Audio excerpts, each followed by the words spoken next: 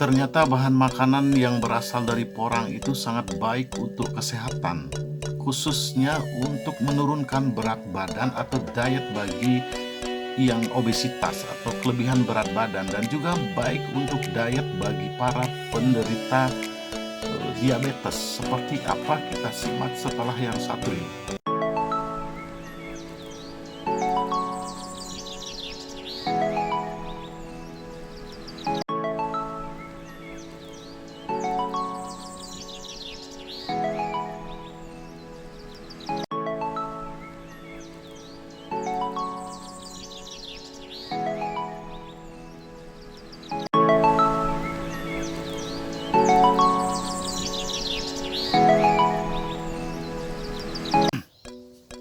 Halo sahabat, apa kabar hari ini? Mudah-mudahan sehat dan selalu dalam lindungan Yang Maha Kuasa, dan jangan lupa bahagia.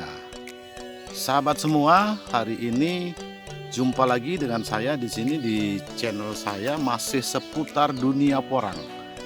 Nah, untuk kali ini agak sedikit berbeda. Kalau pada video-video saya yang sebelumnya, saya lebih banyak membahas tentang budidaya porang dan bagaimana prospek porang ke depan. Nah, untuk kali ini saya ingin menyampaikan sedikit informasi kepada teman-teman dan sahabat semua, karena di channel saya yang sebelumnya banyak sekali teman-teman yang berkomentar atau subscribe ke saya, itu banyak yang kontennya adalah memasak dan juga membuat kue.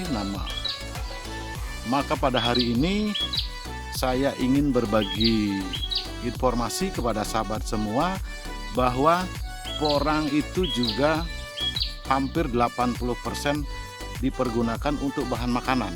Nah, apa saja bahan makanan itu dan apa manfaatnya bagi kesehatan? Nah, sekarang saya akan berikan informasi beberapa olahan porang itu adalah bisa dibuat.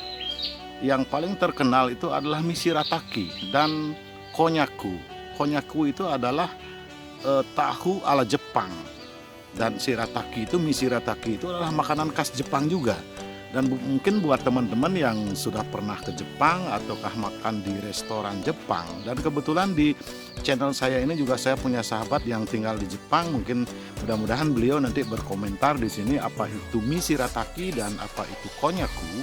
Nah, konnyaku itu adalah sejenis tahu ala Jepang, makanan khas Jepang, di mana di Jepang porang itu disebut dengan konjak. Nah, mungkin juga saya ingin memberikan sedikit informasi kepada teman-teman semua bahwa dulu pada saat Jepang menjajah Indonesia di tahun 1942 sampai dengan tahun 45, Jepang itu tidak seperti penjajah yang dari Eropa mencari rempah-rempah dan juga hasil tambang, tetapi di Jepang itu lebih banyak mencari porang untuk bahan makanan, untuk disuplai kepada tentaranya yang sedang berperang di Asia Tenggara pada saat Perang Dunia Kedua. Nah, itu sejarah tentang itu saya sudah sempat buatkan di salah satu video saya yang judulnya Sejarah Porang, Riwayatmu Dulu, Kini, dan Nanti. Nah, teman-teman bisa lihat nanti di di atas, di tagline-nya di atas di sini, atau juga nanti di akhir video saya akan berikan di video akhir saya akan berikan linknya di sana. Nah, kemudian kembali ke bahan makanan. Selain mie shirataki dan konnyaku, juga olahan porang itu juga bisa dibuat untuk agar-agar, juga pengisi es krim, agar es krim itu tidak cepat meluber.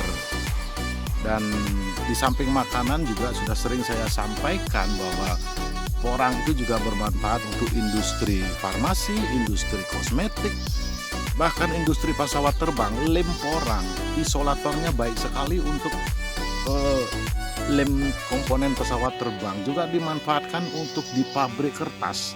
Kertas sekarang itu bagus-bagus sekali, kualitasnya bagus karena ada lapisan yang namanya glukomanan yang bersumber dari porang. Demikian juga untuk di pabrik tekstil, kain itu juga untuk mendapatkan kain yang bagus itu juga ada unsur porangnya atau glukomanannya di sana. Dan mungkin juga di informasi sedikit bahwa di dalam pembalut atau pembalut wanita maupun popok anak-anak itu di dalamnya ada serbuk porang, di mana sifat porang itu sangat baik dan sangat kuat mengikat air, sehingga cairan yang masuk ke dalam pembalut ataukah popok itu akan diserap dan diikat oleh serbuk porang itu menjadi jeli, sehingga airnya tidak keluar, meremes keluar. Nah, kembali ke makanan. Kemudian tepung porang itu juga banyak diolah menjadi beras porang atau beras shirataki, di mana tepung porang itu diolah sedemikian rupa bentuknya menjadi beras dan rasanya pun hampir sama dengan beras. Dan saya sudah pernah mencoba membeli itu. Yang jelas mie shirataki dalam berbagai kemasan dalam berbagai rasa, baik yang mie kuah, mie goreng dengan berbagai macam rasa, ada mie soto, mie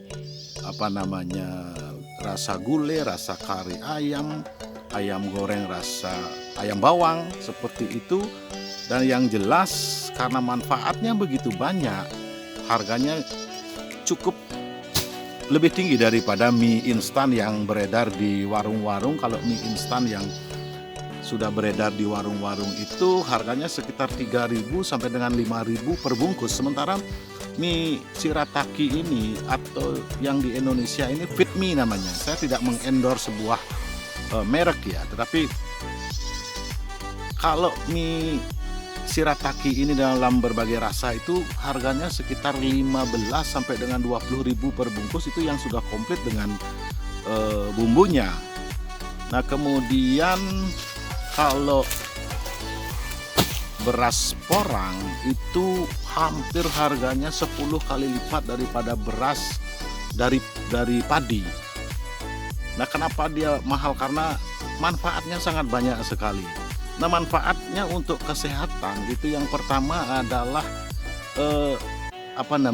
membantu menurunkan berat badan, karena porang itu mengandung atau kaya akan serat dan mengandung polisakarida yang larut di dalam air. Kemudian juga bagus untuk diet bagi para penderita diabetes, bagus untuk mencegah atau mengurangi sembelit, kemudian untuk kesehatan kulit, begitu juga untuk mencegah kanker. Nah, kenapa bagus untuk diet? Karena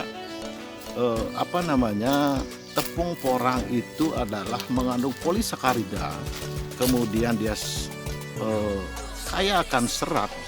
Apabila kita memakan olahan dari porang itu, maka rasa kenyang itu akan lebih cepat merasakan kenyang, kemudian rasa kenyang itu bertahan lama, sehingga kita, bagi yang teman-teman yang menjalankan program diet itu tidak ingin nyemil atau camilan-camilan lain, karena kita merasa kenyang yang agak lama dari memakan makanan dari bahan olahan porang itu. Nah, untuk lebih jelasnya atau secara ilmiahnya seperti apa kandungan di dalam ini, glukosanya rendah, karbohidratnya rendah, proteinnya juga rendah dan baik untuk program diet. Nah, teman-teman semua, mungkin itu yang bisa saya informasikan kepada teman-teman. Mudah-mudahan informasi ini bermanfaat. Oh ya, untuk mendapatkan mie shirataki ini saya kira sudah banyak beredar di beberapa minimarket yang ada maret-maretnya itu, mungkin ada di beberapa tempat, tapi yang pasti ada di belanja-belanja online itu sudah banyak ada mie shirataki dalam berbagai rasa. Kemudian juga ada yang tanpa bumbu. Tanpa bumbu juga ada, mungkin teman-teman bisa mengolahnya sesuai dengan selera kalian masing-masing. Itu ada yang tanpa bumbu. Oke, jangan lupa tekan subscribe, like, share, dan jangan lupa tekan tombol lonceng untuk mendapatkan notifikasi pada video-video saya selanjutnya. Mudah-mudahan bermanfaat. Sampai jumpa.